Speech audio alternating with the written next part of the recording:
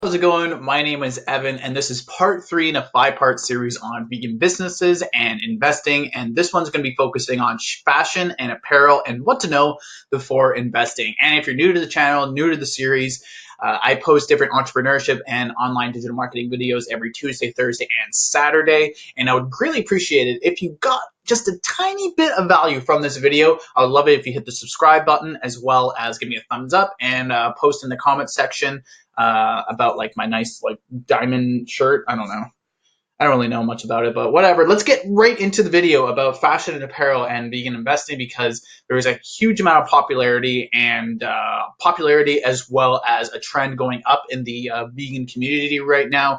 It's been trending up. If you look on Google Trends right now, it's continuously going to be has been going up since 2016 on veganism. And if you compare and contrast veganism versus vegetarianism, veganism has well surpassed vegetarianism because vegetarianism is more of just a diet while veganism is a lifestyle. And there's a lot of opportunity for investors in startups as well as cruelty-free fashion companies right now. And that's kind of where the direction is going, where a lot of these big retailers and fashion retailers are becoming more environmentally conscious about what kind of products that they put out for consumers, especially in the fast fashion industry, which I'm not very a big proponent of because a lot of it is just made to go into waste and stuff. I'm a very big component on secondhand and thrift, but people need to be buying things with their dollars as well. And the more people that buy more cruelty-free and plant-based products outside of the animal agriculture industry, the better. So let's get right into it.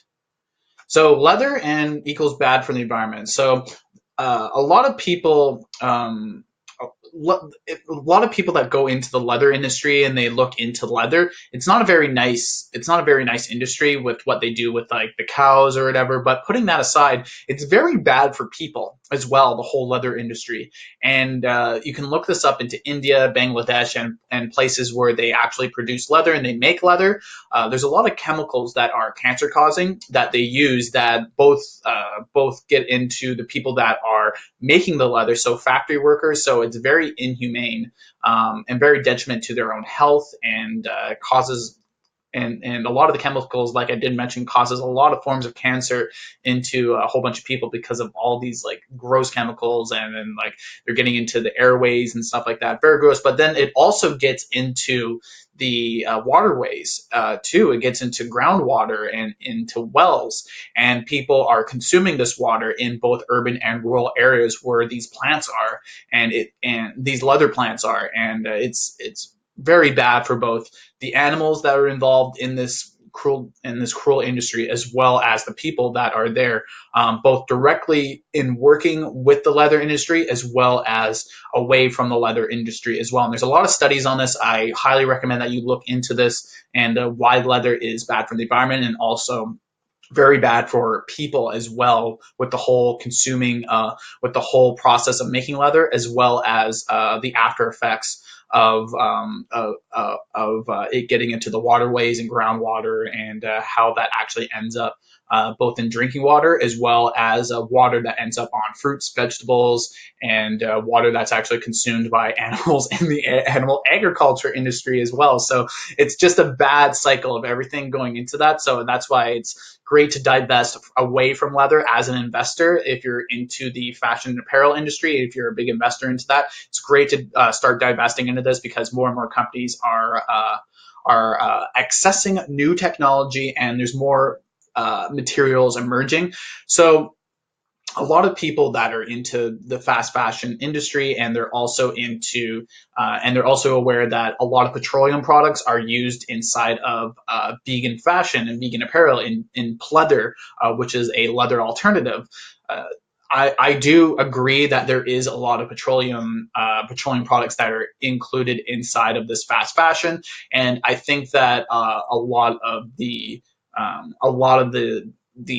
retailers that sell a lot of the stuff, they're kind of diverging away from this sort of practices. And now that fossil fuels, and there's a big movement against fossil fuels right now, especially here in Canada, and as well as in the West too, where they're divesting away from petroleum products, which I don't really have an opinion on right now on whether that's a great thing or a bad thing.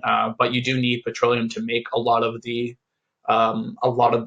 stuff, a lot of the products or whatever. You do need petroleum in order to make like solar panels and to make a lot of wind panels. So it's kind of funny, and to make batteries as well, you need a lot of petroleum too. So anyway, but there's a lot of new technology emerging where it's a lot more environmentally friendly, as well as new materials emerging with people trying to shift away from petroleum products, and they're using a lot more plant-based products. There's a lot of different fibers and textures that are shifting away from bad environmental practices, and it's really interesting to kind of see where the fashion industry and the apparel industry is kind of going.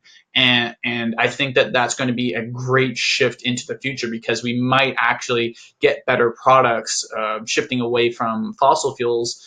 We might actually get more, or petroleum products. We might actually get better fibers, better material, and that's more environmentally friendly, and clothing that actually lasts a lot longer. There's a few. Like I mentioned before, I shop a lot of the time from thrift stores, but some of the times where I get jeans or something like that, I haven't gotten jeans in a while, but I remember getting a pair of jeans from one of these fast fashion retailers, and the jeans literally only lasted like 6 months before like crumpling up. So it's very disgusting. But new technology is emerging, and that is very good for investors to get in there and help out with these startups and these companies that are diverging away from bad environmental policies and the animal agriculture industry. And the last thing I want to touch on is the brand shifts to cruelty-free as well. The biggest proponent of this is Tesla. So Tesla in the car industry, I kind of equate to as Apple in the technology industry, where Apple is kind of a trendsetter. So getting rid of the auxiliary port, not very popular. Apple was kind of the first ones to introduce getting away from the auxiliary port. Oh, okay. A lot of people are like, oh, okay, what are we going to do without the auxiliary port? But then all the other technology companies kind of then went towards Apple's sides on that. And also like AirPods as well. AirPods are freaking amazing. I wish I had my own pair, but I've used some friends and they're freaking awesome.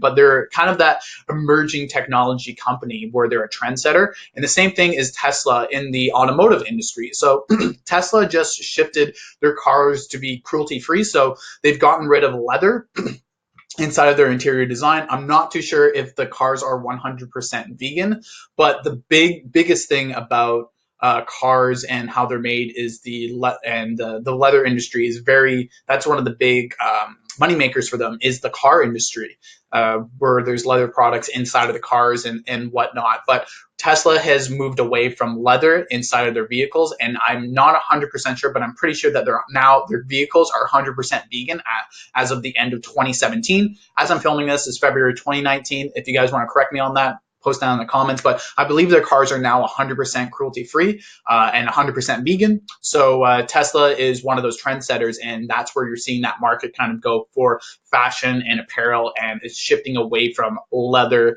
and going towards, because they wouldn't shift towards it if it wasn't economically viable, if it didn't make sense for them on their bottom line, which is kind of the thing about being a trendsetter. Sometimes you have to put your money to where your mouth is and kind of take risks, and that's what Tesla's done, and they haven't reversed that decision as of yet, a year and a half after making that decision. So good on Tesla, and I think more and more automakers are shifting towards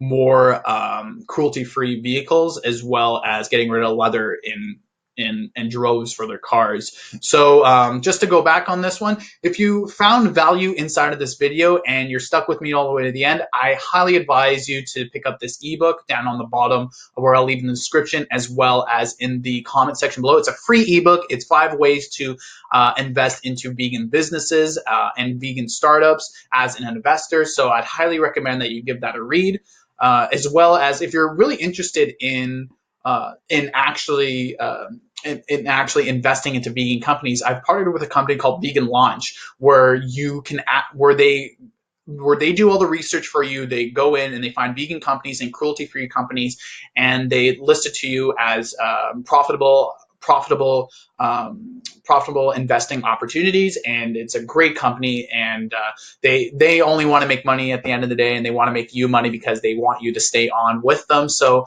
they're in that for the long run. And veganism is not just a trend; it's actually continued to growing through government policy as well as with consumer dollars. And this is one of the ways to make veganism more accessible to the whole population, and to continue the movement well past just food and well past just apparel, is by actually investing into vegan companies. And once again, my name is Evan, and if you enjoyed this video and got a ton of value from it, you can pick up that free ebook, as well as look into investing with Vegan Launch to know a bit more about vegan investing and vegan startups. And you can hit the subscribe button as well to support the channel. Give me a thumbs up, and also comment down below where you shop for a lot of your vegan apparel, and where you shop, and what some of the best clothing companies out there for cruelty-free fashion. I would really love to know some of them, depending on where your country is and stuff like that, because a lot of companies now, they're all online shopping. I'm always looking for more things to